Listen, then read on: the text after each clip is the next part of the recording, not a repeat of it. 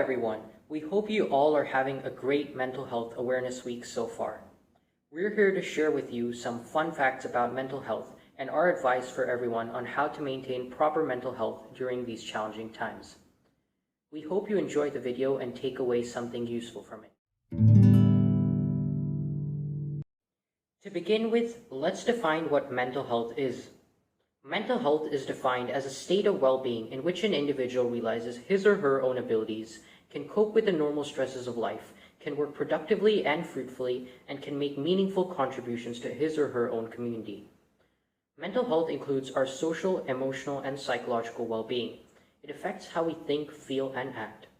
It also helps determine how we handle stress, make decisions, and relate to others. Mental health is significant because it influences how we think, feel, and act in our daily lives. It is critical to keep it in order to maintain positive actions, feelings, and attitudes.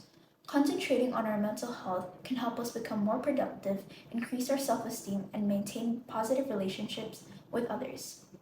Destigmatizing how we approach and identify mental health concerns in our society is one of the most essential reasons to why we need to make deliberate effort to raise mental health awareness. We need to eliminate the stigma and fear that surrounds mental health so that people can seek the help that they need.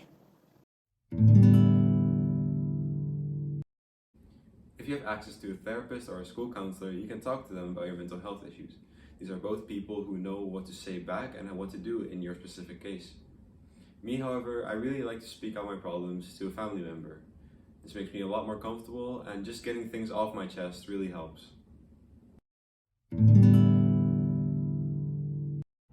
Are there cures to mental health problems?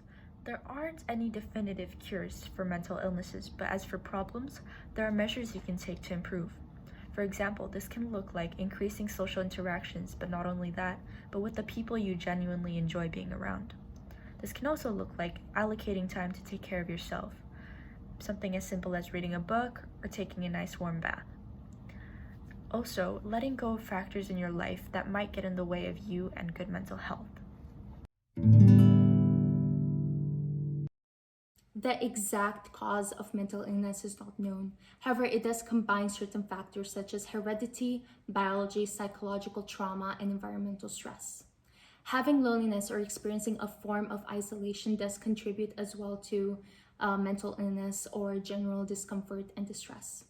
Usually as students, the main cause of poor mental health could be stress regarding academic success, a struggle to form and establish healthy relationships, facing fear, facing loss, having difficulty coping with change, or not satisfying certain personal relationships. When collecting information on mental health, make sure the source that you obtain your information from is from an established website, organization, or from an author who is an expert in the field of mental health. Also ensure that the information you collect is recent and factually accurate. Avoid personal blogs or stories, as those may contain opinion or value judgment. There are many things that you can do to help protect yourself from the negative effects of loneliness and social isolation. One of the most important things to do when feeling lonely is to increase and maintain the social connections that you have, either physically or virtually. People who engage in meaningful and productive activities that they enjoy with each other, they tend to feel a sense of purpose and they live happier and longer lives. Discussing topics which you find interesting with others and maintaining a positive attitude with your family and friends is a really good way to nurture and strengthen the relationships that you have. Particularly in these challenging times in which we're all isolated from one another, social interaction is of the utmost importance for many of us. Making use of technologies such as chatting, emailing, voice calling, or texting can really improve your communication skills and allow you to stay connected to others. Most of my stress and anxiety come from overthinking about the past and future. Personally, my way to cope with stress and anxiety is to clear my head. I do this by either going on walks, reading a book, watching my favorite shows, or I talk about the issue that's causing the stress and anxiety with a person I trust. This helps me release the tension on my shoulders and I feel completely relieved after. My stress and anxiety usually stems from my worry of the future and not knowing what will happen.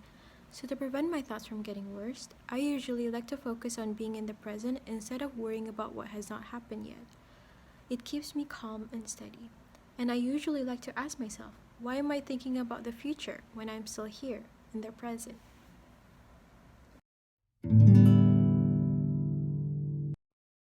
So the question that was imposed to me is, what do I do to prioritize mental health?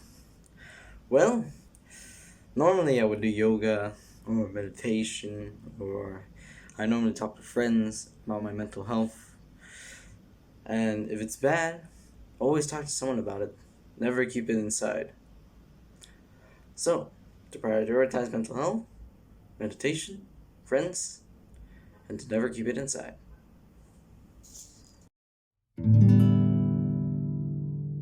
What I would say to people who are dealing with mental health problems is to give them some space, because sometimes the problems can just come from society around us.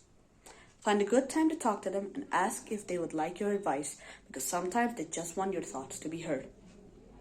When you find a good time, talk to them and give them some techniques that work out for you. Test it on them.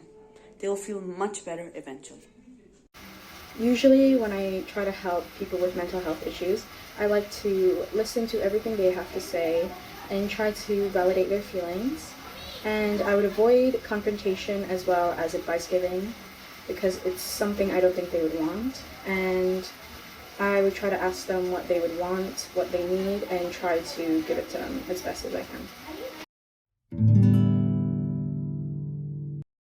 Hello everyone, I'm Rashi from Year 8. A way I find improving my mental health very effective is to make sure that I don't keep my feelings bottled up. I also think that having a journal is very effective.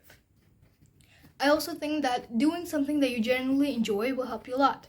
For me, it is reading, listening to music, and of course writing stories. That's it from me. Bye! How to improve your mental health?